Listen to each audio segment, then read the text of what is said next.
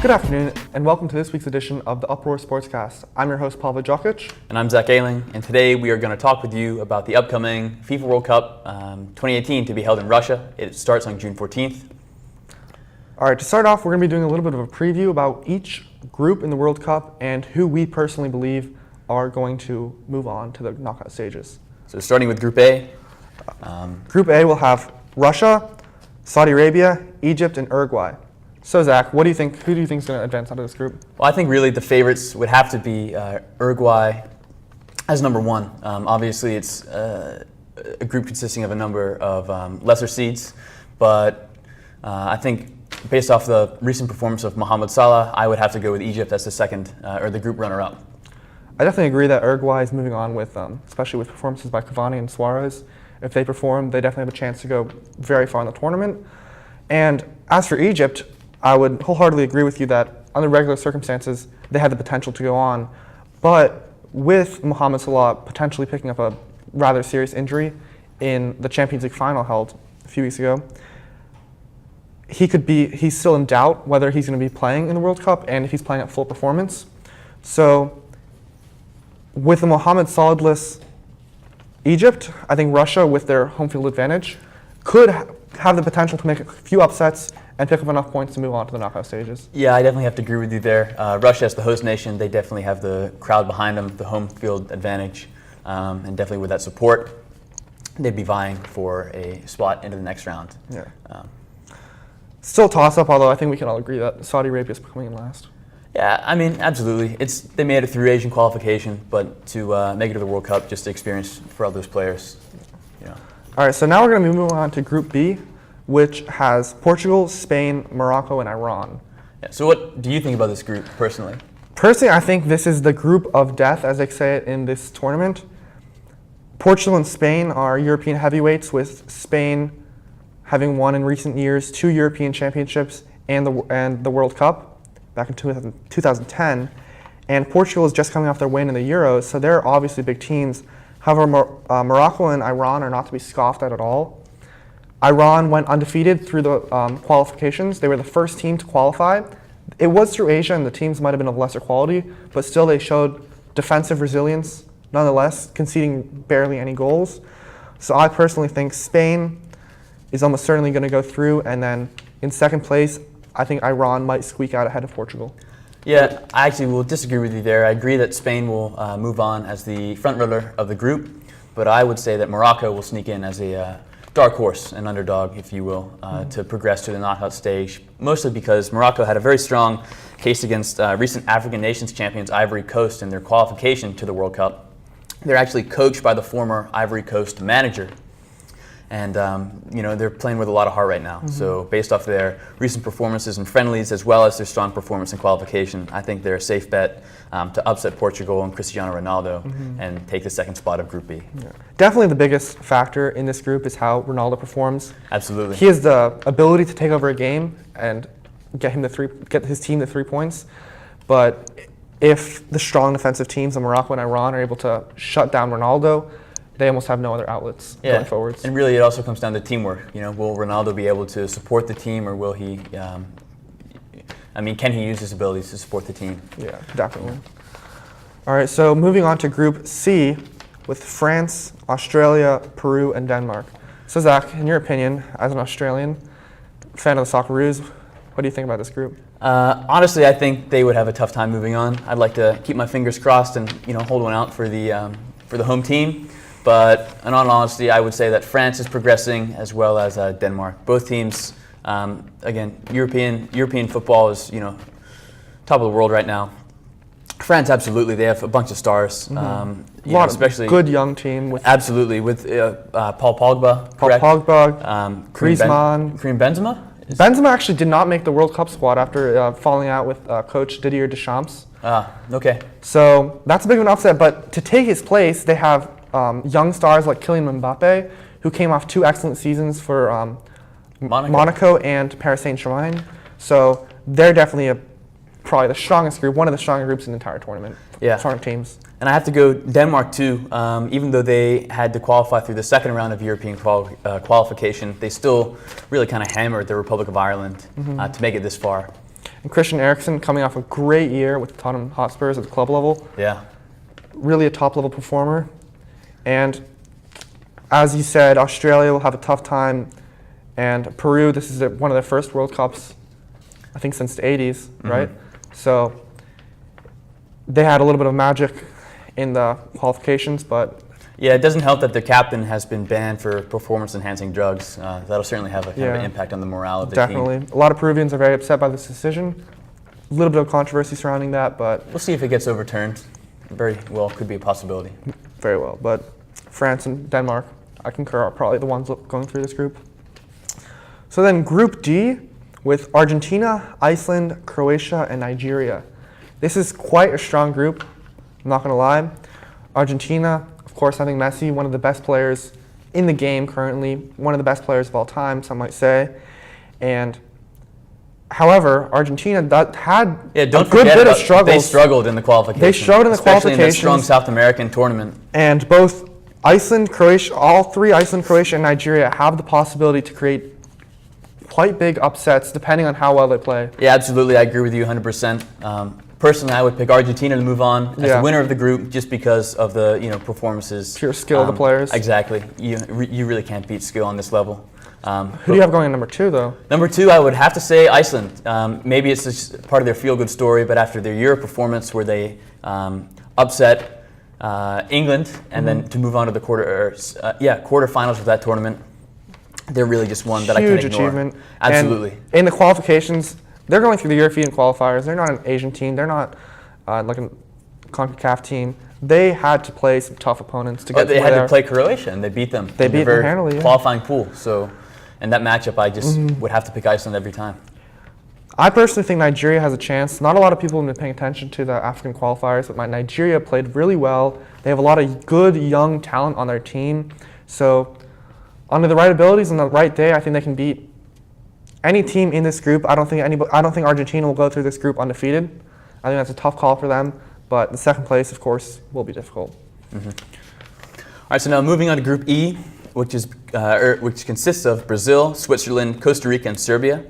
Some would say that this is a somewhat open group, based off Brazil obviously is the favorite to go through. Yeah, I think Brazil, any team would have a tough time beating Brazil. Yeah. Oh, with or without Neymar too. Recently, he was out with an ankle injury. Yeah, he is projected to return though. He did get called up for the squad. His injury prognosis is that he will be back, but whether he's back to full fitness is another question. However, once again, the kind of players they have to replace him are excellent, with a lot of players having a lot of success in recent years with their club. So very strong squad, and personally, I believe they're going to go through. But coming in second place, I have my countryman Serbia. Had a very tough group in the qualifiers through Europe. Had to beat a number of strong teams like Wales, Ireland, and Austria, and really good young squad, potential to beat Switzerland. And I personally see them going through. Yeah, I would have to say that out of the group, I don't believe that Costa Rica can repeat the magic that they had in the last tournament, coming in first of their group. Coming in first of the group and then beating Greece to progress to the quarterfinals. Probably one of the biggest upsets of that World Cup. Of that World Cup. I would say that Switzerland actually has the best chance, given that although they, again, kind of struggled in European qualifying, they're definitely kind of a top-notch team, and they always kind of bring something new to the table. Next in the groups is Group F, which consists of Germany, Mexico, Sweden, and Korea. And this is definitely another wide-open group for the second spot. Obviously, Germany is the favorite to go through. Especially as they're coming off their World Cup win in 2014. Yeah, 2014, returning champions. So they're going to have a lot of momentum behind them, and returning a number of veterans, too. Exactly. A lot of players that played almost every single game with that World Cup, experience playing at the national level and at the international level. But as you said, the second spot is quite open for all three teams to take. Yeah. Personally, I would say Mexico has the fair shot of any of the remaining teams to progress, just given that they dominated North American qualifying, and they're really kind of returning with a vengeance after last World Cup's early exit to the Netherlands. Exactly. Personally, I think Sweden has a really, really strong chance. They showed extreme resilience going up against Italy in their second round of the qualifiers. They were one of the last teams to qualify for the World Cup, period. However, they did it with quite a showing, with quite a defensive showing. And not only that, but they have a number of players who are young and talented. They're, of course, missing their star player of recent years, Zlatan Ibrahimovic, as the team made a decision not to call him up, not based on his performances, but rather based on their belief that they play better as a team. Yeah, the team without dynamic was very impressive throughout their qualification. So, that's something to certainly look forward to if they can pull that off. Exactly. The second to last group is Group G, which consists of Belgium, Panama, Tunisia, and England. And many have called this the group of life, just given that out of all 4 teams, it's predicted that Belgium and England will easily progress over the smaller nations. Actually, the first-time World Cup appearances of Panama and Tunisia, which has only appeared once or twice in its history. Definitely. I mean, Belgium and England are heavy favorites with some of the best players playing at big clubs playing for them. Belgium has an extreme attacking talent through Lukaku, through Hazard, through a number of young, talented players. However, their team dynamic is perhaps one of the worst in Europe, with them going through what's called a golden generation of players, where once every few decades they have a lot of good young crop of players coming through at the same time. However, people say it's almost been wasted in recent years with moderate to weak performances in all major competitions and a weak team mentality under current coach Martinez, who actually refused to call up one of their best midfielders in Nainggolan over personal issues rather than performance issues. Yeah, and I would agree with that completely. Belgians have their hopes really high on this team. The golden generation, as Pavle just mentioned, had a lot of hopes for the 2014 World Cup before they lost to Argentina and Messi. I would say that as long as they can keep the team dynamic or create a team dynamic that is successful, they will have no problem storming into the knockout round. And England, what do you think about England? I mean, they're a team that's always underperformed. Underperformed in recent tournaments, yes, but I would say that they're always hungry. Really, England is a team that, after last World Cup performance, they're just going to be hungry for this. Especially after last Euro performance, coming out to Iceland. Losing against Iceland, 2-1. Not a positive performance, and really there will be no excuses for either of these two teams going through this group. Absolutely. Our final group is Group H, which consists of Poland, Senegal, Colombia, and Japan. And this could also be contested for the group of life, just given that all teams can make it through. There's no clear favorite and there's no clear underdog. Personally, I would say that Poland and Colombia, with James Rodriguez and Robert Lewandowski, both of them are very strong performers, and both of them had really remarkable qualifying campaigns. Yeah, James Rodriguez certainly made the last World Cup his shining moment, where I think he got tied for Golden Boot. Golden Boot, yes. And he ended up signing for Real Madrid the season afterwards. An excellent performance by him, who really carried his team. Like you said, Poland has a number of good players, especially Lewandowski, one of the best finishers in the game today. And certainly if they can set him up with enough chances, I think they can score the goals. So even though it's a tough group in Senegal and Japan, especially Senegal with Sadio Mane, they will provide a fight, but I think the experience and the skill alone of Poland and Colombia will show them through. Yeah. So now we're going to discuss some of the underdogs that we are more in depth than we did just going through the groups. Yeah. Personally, I think are a couple of dark horses. Going later in the knockout stages than most people predict. Yep, later in the knockout stages. I would say, again, I would have to say either Morocco or Iceland. Personally, these are two teams that are, again, really strong, have a lot of heart, and they can shock bigger teams, just as Morocco did with the Ivory Coast, just as Iceland did with, tying Portugal, beating Austria, beating Hungary in the Euro, and then, again, recent strong performances in friendlies. They can take on really any team in this tournament. I definitely agree. My personal underdog would be Denmark. I think Denmark is just a big theme for this World Cup. Is not really the individual players, as almost all of the big players in the world were playing last World Cup, but more of how a team performs together, how a team plays to their strengths, plays to their abilities, plays to the skills of their players combined, not just their best player or their worst player. And I think Denmark is a strong team that really shows that, and putting up against a heavier weight opponent, they can come out on top, in my opinion. But personally, for your pick, your hot take to win the World Cup in general. Win the World Cup. maybe it's being idealist. Maybe it's just having the favorite from last World Cup. But I would have to say you can't really bet against Germany. Definitely. They're a strong team. They have a lot of veterans, and although they do have some young guys coming up in this team, experience does count. Yeah. So absolutely having the guys who did it 4 years ago on this team to inspire the younger players. Yeah. They're definitely going to have. Definitely. I mean, losing Miroslav Klose was obviously a huge hit with one of the best ever performers in the World Cup. And the current mystery that kind of surrounds Manuel Neuer and goalkeeper. Definitely. It will be seen if he's physically fit for this Manuel World Cup. Neuer is almost undisputedly the best goalkeeper in the world at the moment. However, coming off an injury back in September of 2017, he's only now returned to team training the past month.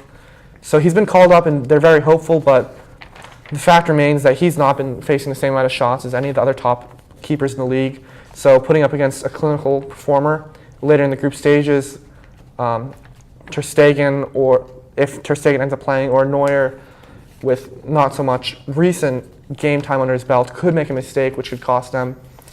So personally, although I love Germany and I think they do have one of the strongest chances to go through, I think France, another one of the European heavyweights throughout history, has perhaps the best chance to go all the way.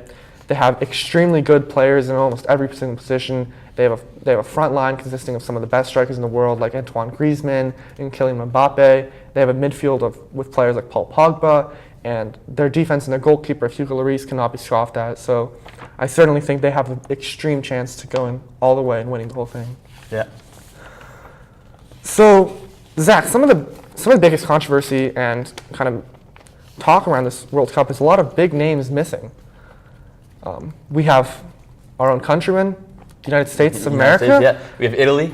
Knocked out by Sweden. We have Chile from South America.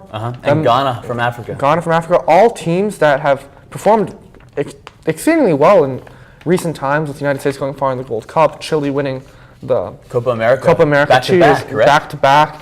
Italy being one of the powerhouses of European football since the invention of the modern game. These are all pretty big misses to look out for. So I mean, a lot of our fellow Americans will be watching from the sidelines, not really participating.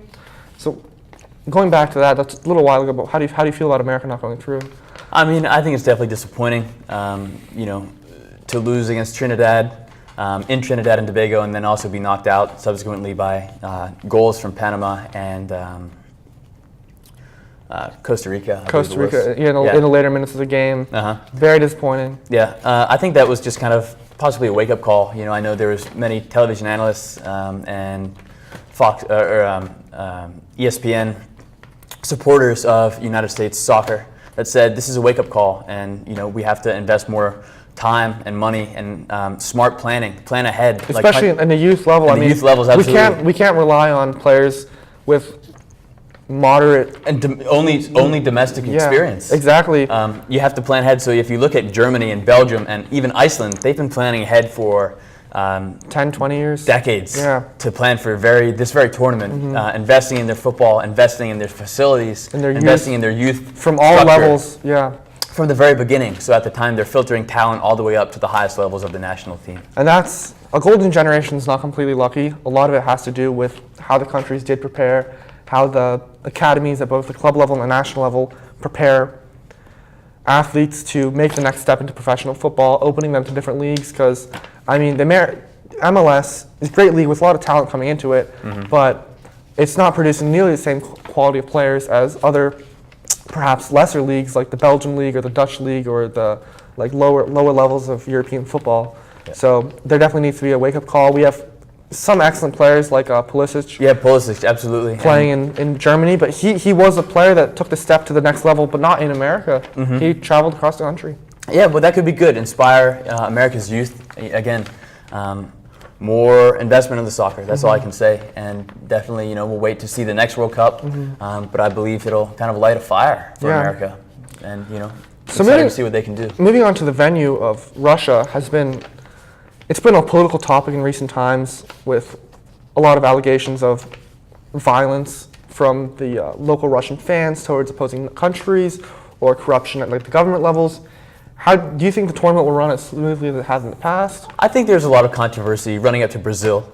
Yeah. I know just separately we had that, or the world was talking about those sort of issues before the Yeah. Brazilian Olympics and then before the World Cup. But it did end up happening. So. Personally, the Brazilian World Cup was fantastic. A lot of great moments that will forever be remembered. Yeah. And so personally, I think that kind of controversy always appears before a major tournament. There's always a fears. There's always allegations of bribery or for the venue, or always fans certain notices, but you always tend to hear about the violent and bad incidents more so than the good. Exactly. And if you look at a whole picture, the tournament is what brings nations in the world together. And so I think that it's just very exciting to come up to that time that happens every 4 years. Once in, yeah. So Will be very cool. definitely. So stay tuned on your local television stations to catch the World Cup starting once again June 14th, 2018, right around the time of school ends. So kick back, relax, have a lemonade perhaps, and tune into the World Cup. Thank you once again. I'm Pavle Djokic, I'm Zach Ehling. and we'll see you next time.